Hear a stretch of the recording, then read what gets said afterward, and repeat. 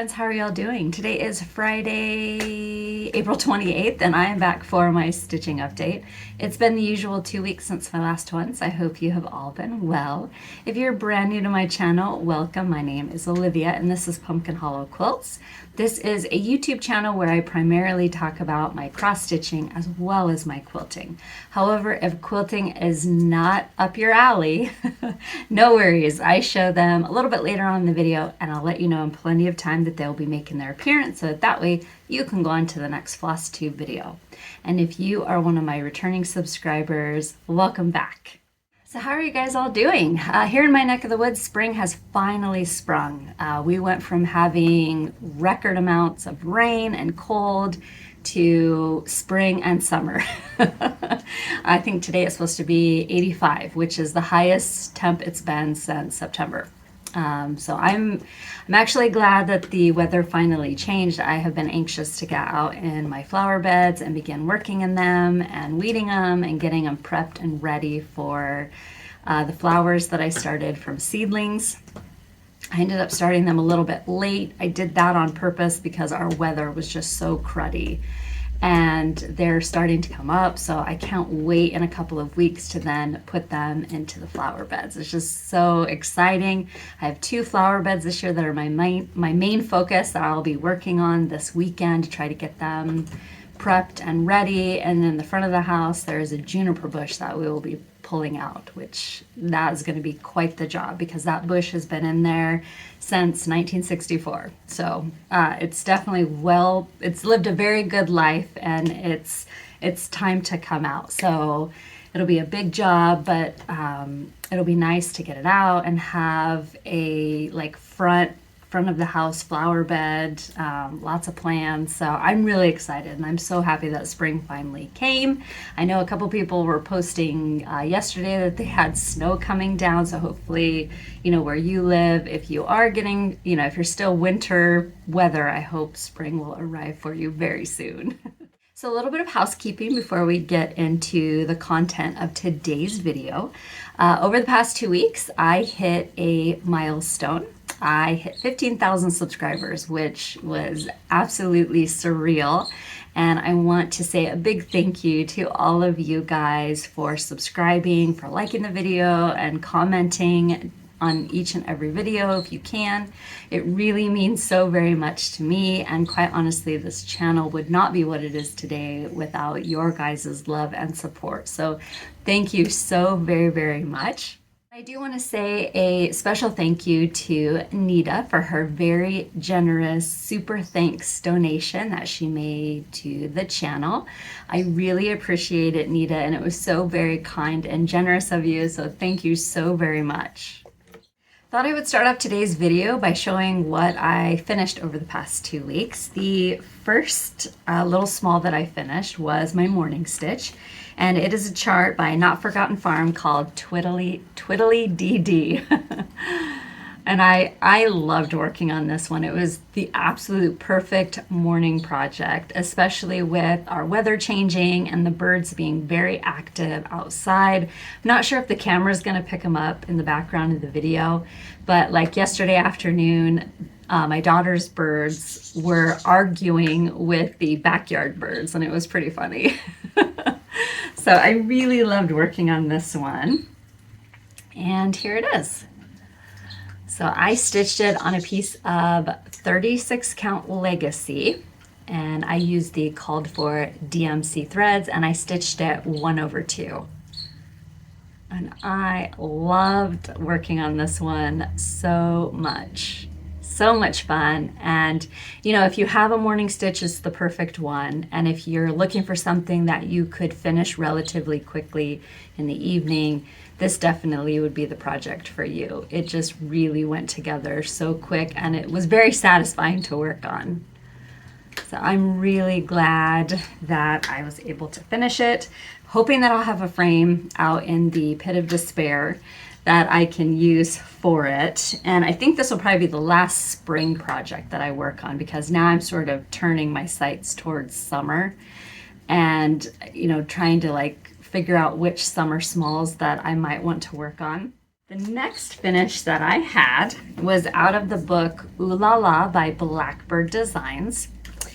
And it was a project that I had had on my mind for quite a while. And that is Last Rose of Summer. And I saw, when I first got the book, I saw this one and I thought about it an awful lot. And I was able to track down some of the called for linen. And I just kind of slowly accumulated the threads needed for it. But I could not get this one out of my mind.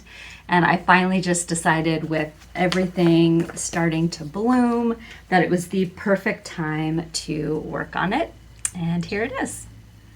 So really, really love this one. Down below the flower, it is charted to where you can put a date, but I decided not to. And I'm also not sure how I feel about the G initial, because when you stand back from it, it looks like an F. So I don't know if I'll just go pop another stitch in there to sort of make it look like the G, or if it doesn't really matter. So I stitched it on a piece of 36 count gingerbread, and I used all of the called for Weeks die works, and I stitched it 1/2.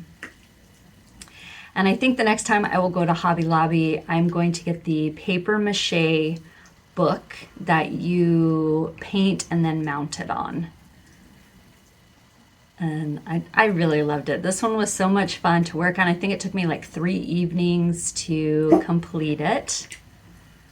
And just so much fun. I just absolutely love it. And the camera's actually picking it up really, really good. Sometimes when you stare at it in person, it kind of fades away like something really old. But the camera's actually really picking up those flowers. And it looks really good. So I really enjoyed working on this one. And again, it is out of the book Ooh La La by Blackbird Designs. I had a lot of people ask where they could get it, because I did post it on Instagram and Facebook, and it is in this one.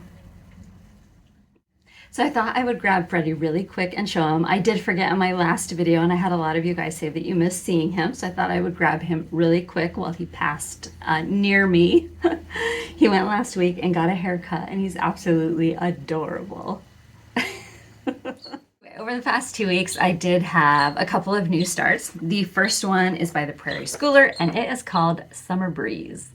So earlier this year, I showed refinishes of winter and spring. So I felt like it was time to work on summer. And when this one is done, I will work on fall. And the hope is that I will just rotate them out seasonally. The only change that I'm going to make to this piece is in this little box here where you see the swan. I'm going to swap it with the blackbird with the strawberry in his mouth. So I've worked on this for 2.5 evenings, and I've actually had to rip out part of it. Or I would have been a little bit farther along.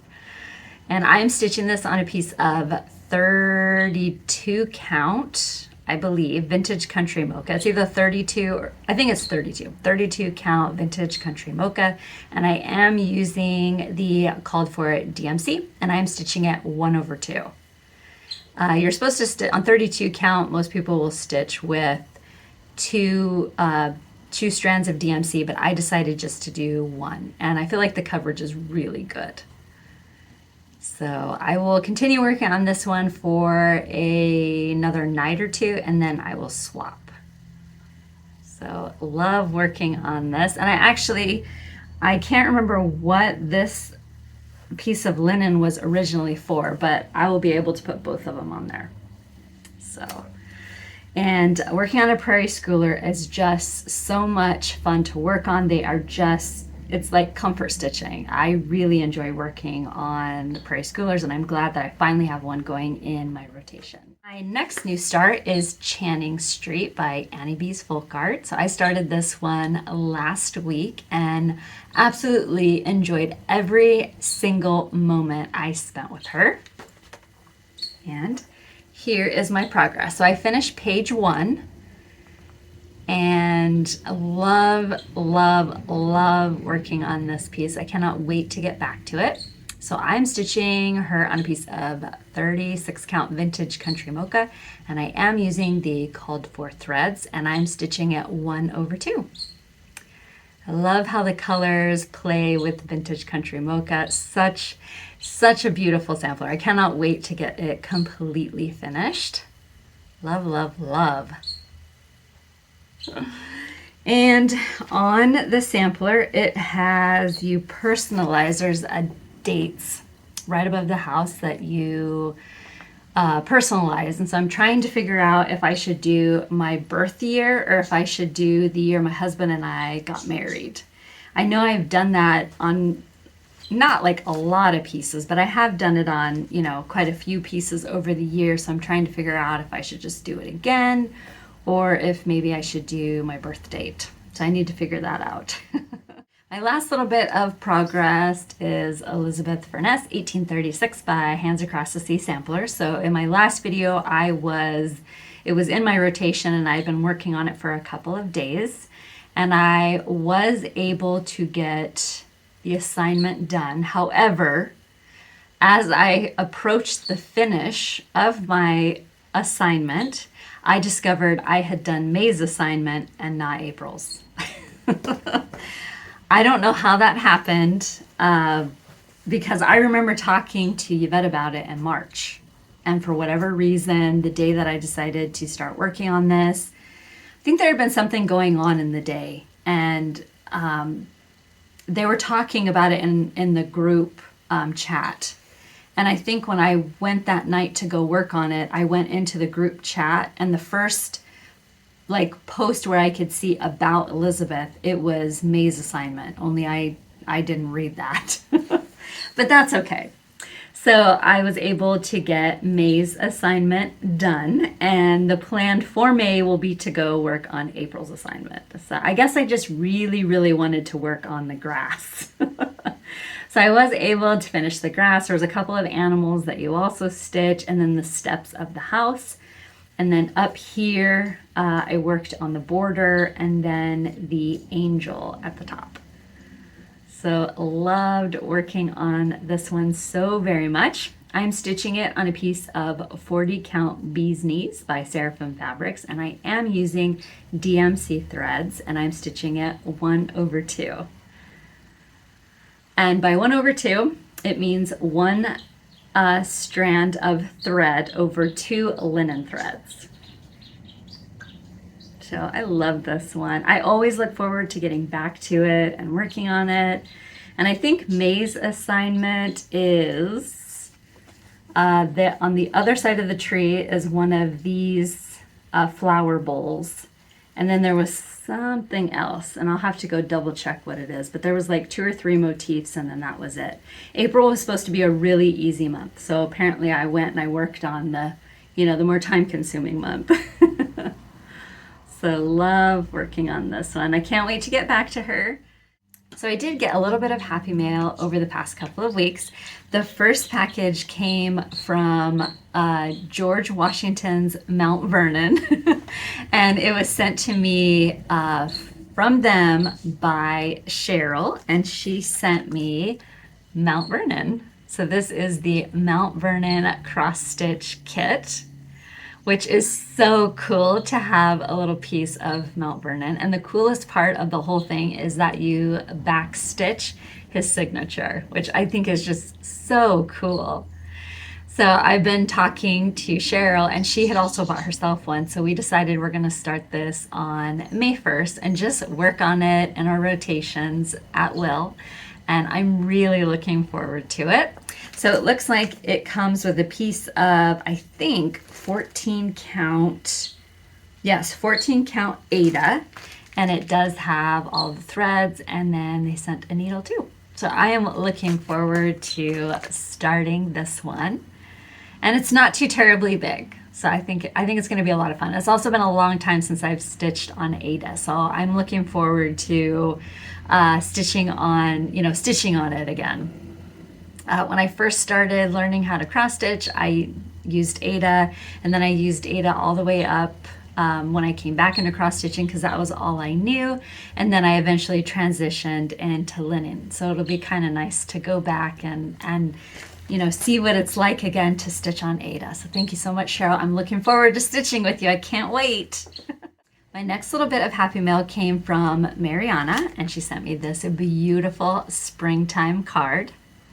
And she had accidentally purchased an extra copy of Florence Mary Dickinson, and she wanted to pass it along to me, which was perfect because I borrowed the copy that I am using to stitch Florence Mary Dickinson. I borrowed it from my friend, which the only time it ever makes an appearance is in the videos, and then it gets put safely away so that nothing happens to it. So now I will be able to send my friend's chart back to her, and I will have one of my very own, so that way if something happens to it, it's mine.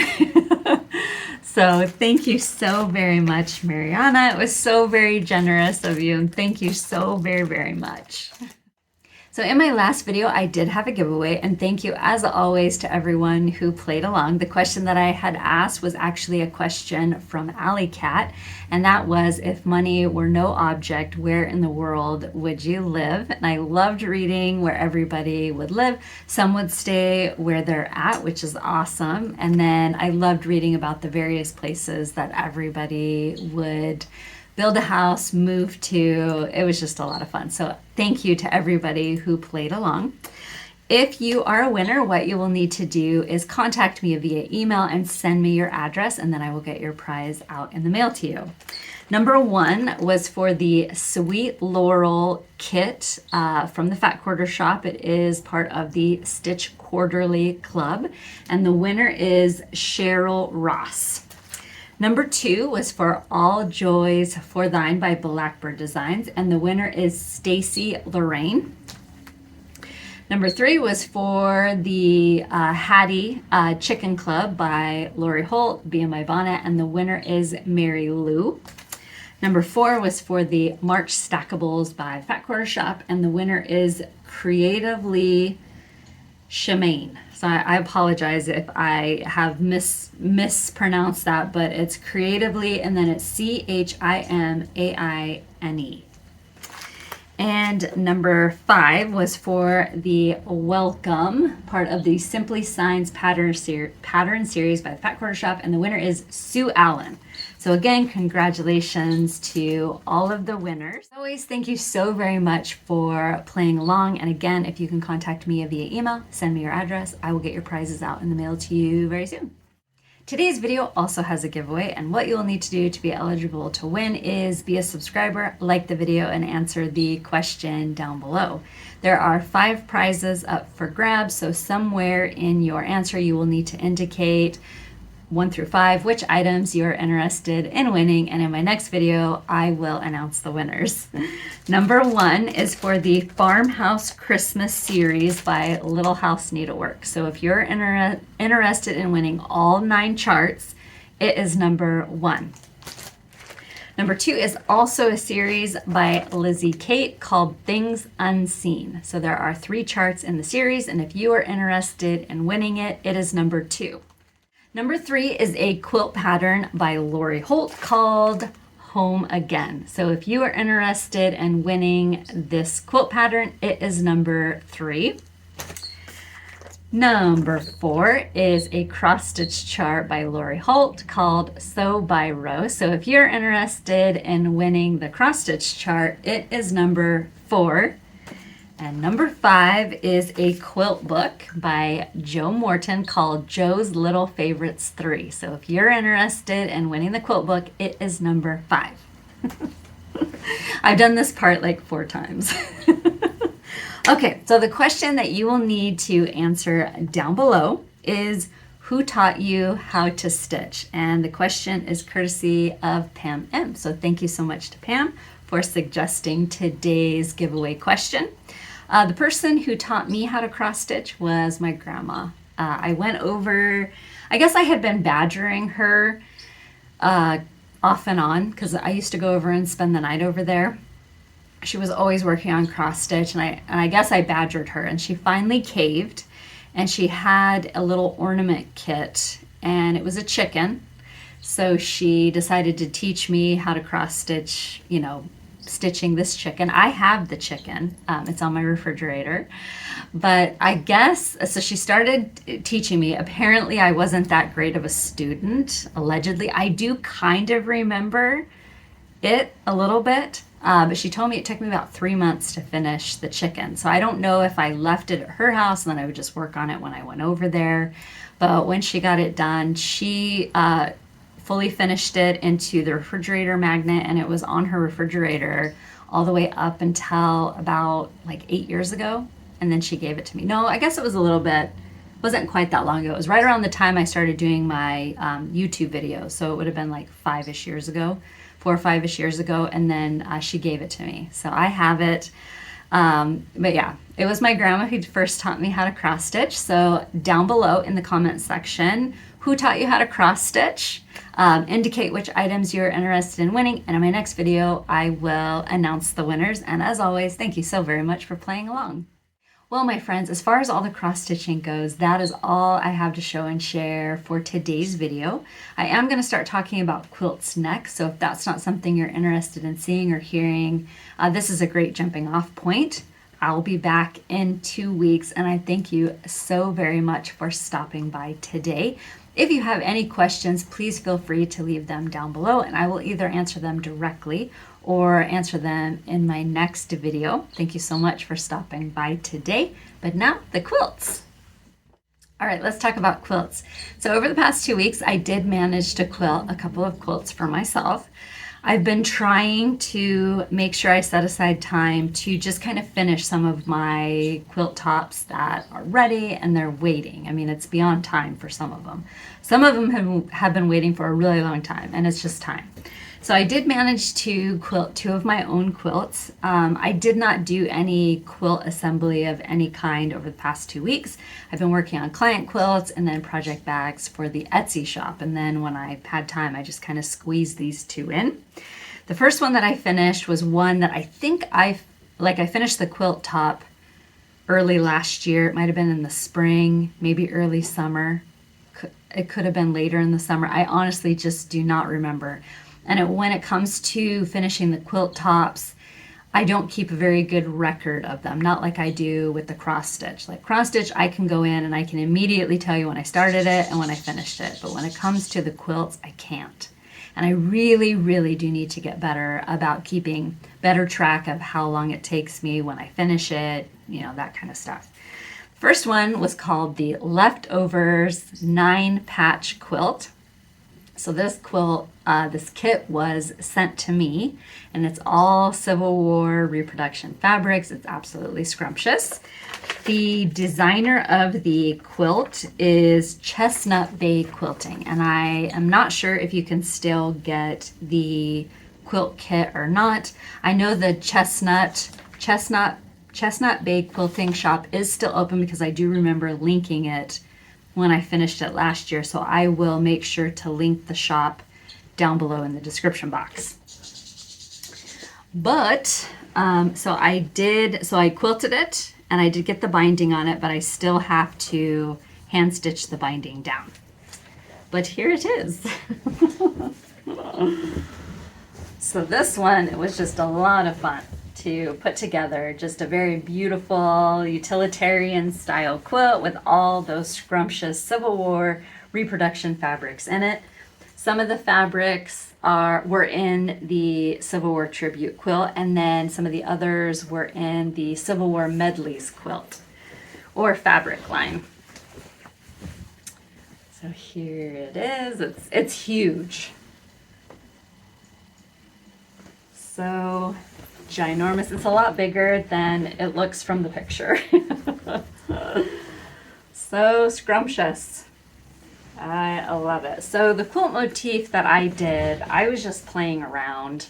I actually loaded it sideways because it just worked out a lot easier. And I was trying to teach myself how to do feathers, which they elude me. But I had found this tutorial where it kind of made it a little bit easier for my brain to understand. So I basically just played around with it. This was the quilt that I did it on, because they always tell you when you want to practice a new quilting motif that you practice it on your own quilt first. So that's what I did. So I love it, love it, love it. The backing fabric, I believe, is a Kim Deal fabric, and I purchased it from thousandsofbolts.com several months ago. I don't think it is still available. They usually sell out of fabric fairly quickly. So, love it, love it.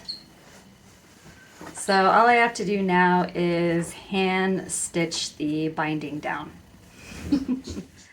Okay, so the second quilt that I quilted is a quilt that I'm very excited to show you guys. I worked on it, I think I picked up the kit in November of 21, and I started assembling it at the beginning of 22. So it's been waiting for almost a full year for me to quilt it. And it is the Jane Austen coverlet quilt. So I finally worked up the courage to work on this one. It's a huge quilt. It's very long. So I knew that when I started working on it, it was going to take a good bit of the afternoon to finish it. But the biggest thing that sort of hung me up was that I did not know how I was going to quilt it. I wanted to do something that wouldn't distract from the quilt, because that's the type of quilter I am. I would rather you see the quilt and not my quilting. So I didn't want to do something that was like over the top. All you would see is my quilting and, oh, there's a quilt behind it. You know, I wanted to keep it it just needed to play a backward roll to the quilt. So I wanted to make sure that I did it justice. And I kept going back and forth, and finally I decided that I was just going to do the swirls I love, and then there's a swirl that I do where it's sort of like a humpback. So I decided to do that. Now the thread color that I chose really blends in, so it was kind of hard sometimes to see where I had quilted previously, but I think all in all the quilting motif really works for it. So enough blabbering. Let me show you the quilt. You know what? I'm going to move this chair. Okay. Let me make sure I'm going the right way here. Here we go. So here she is. So beautiful. I love her so much. And I've had a lot of people ask if she was going to go on my bed, and she is not. She will never go on my bed. And here is the middle diamond. And she's huge. I mean, there's absolutely no way I'm going to be able to do her justice. It's a nice day today, so I'm hoping to take her outside and take some pictures of her. And then, of course, if I do, I will insert photos of her at the end of the video. But I love her so very much. So the quilt is a reproduction of the Jane Austen coverlet quilt that is in her museum in England. And I really hope someday I get to go to the museum. I'm going to take my quilt with me, so that way I can walk in with the quilt and say that I took Jane to the Jane Austen Museum. So she's so beautiful. I love her so very much. And I haven't seen anybody finish the quilt yet, because that was another thing that I kind of went to go see if I could, figure out how some people had quilted theirs, and I had a really hard time tracking down any photos other than the one taken in the museum or the one that Riley Blake had put out when the kit was available. So the backing is these are letters and music that was Jane Austen. So they went and they printed it onto fabric, and that is what I used for the backing. Probably my most expensive quilt I've ever put together. By the time you buy the kit, buy the backing and the batting and the quilting, and I apologize for Freddie. He's hacking. He's been chewing on his bone. Are you okay? Okay, he's okay. But yes, definitely my most expensive quilt that I have ever made. But she was totally worth it. I love her so very much. I'm so excited to have her completely finished. Yesterday I put her binding on and I worked like crazy to get the binding completely sewn down so I could show her today.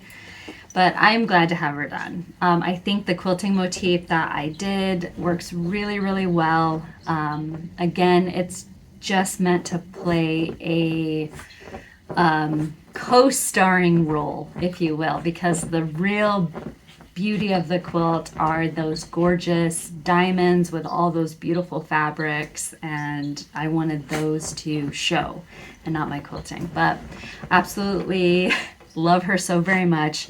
So very happy to have her completed. Yesterday, the Quilt Inspector General, he decided he wanted to inspect her, and he was very upset that I refused to allow him to put his muddy paws on my white gorgeous quilt. But he definitely loves it too. So yes, I've had a lot of people ask if I'm going to put the Jane Austen quilt on my bed. No, she's actually not big enough. She's more of a queen, like she's more of a queen size than a king, which is the bed that I have. Maybe someday, if I have a spare bedroom, maybe I can think about, putting it on then. But nope, she'll just be moved around, put up, away from muddy paws, and for me to just enjoy. But I absolutely love her. I don't know if you can still get the kit. For a while there, I was seeing it pop up. I know they did a second printing of the fabric line and then the kits again. But I don't know if you can get it anymore. I would check. I would just do a quick Google search. It's the Jane Austen coverlet quilt. When you buy the kit, you get this in there with it, along with the template and then all the fabric, except for the backing. But you might be able to find it on the secondary market if you can't find it for sale. I do know that Riley Blake has been releasing books. So not books, but they've taken her books and they've designed a quilt around the book. So the Sense and Sensibility one has been out. I think it's Barton Cottage. And then the Pride and Prejudice quilt comes out in September. And I don't know that I'm going to be able to get it because I also have to save up for Ethan's senior pictures, and it's just kind of bad timing. I have seen pictures of it, and it is beautiful. It has Pemberley on it. So I don't know. It's not likely that I will be able to get it. But if something changes, like if I win the lottery, first I have to play the lottery, but if I win the lottery, I might. But I know that they are releasing quilts based on the different Jane Austen books. And I hope they do a Persuasion one, because Pride and Prejudice and Persuasion are my two favorite books. And I'm very curious what Persuasion will look like. Will it be a ship? That's what I want to know. Anyway, so guys, as far as everything goes, that is all I have to show in today's video. If you stuck around for this length of time, thank you so very much. If you're new to the channel and you liked what you see, I would love if you would hit the subscribe button. I do upload videos every 2 weeks. You can find me in between my videos. You can find me on Instagram. I'm Pumpkin Hollow Quilts. I do have a Facebook page called Pumpkin Hollow Quilting, and I will put all that information down below in the description box, as well as everything I have shown today. If you have any questions, please feel free to leave them down below, and I will see you again next time. Bye-bye.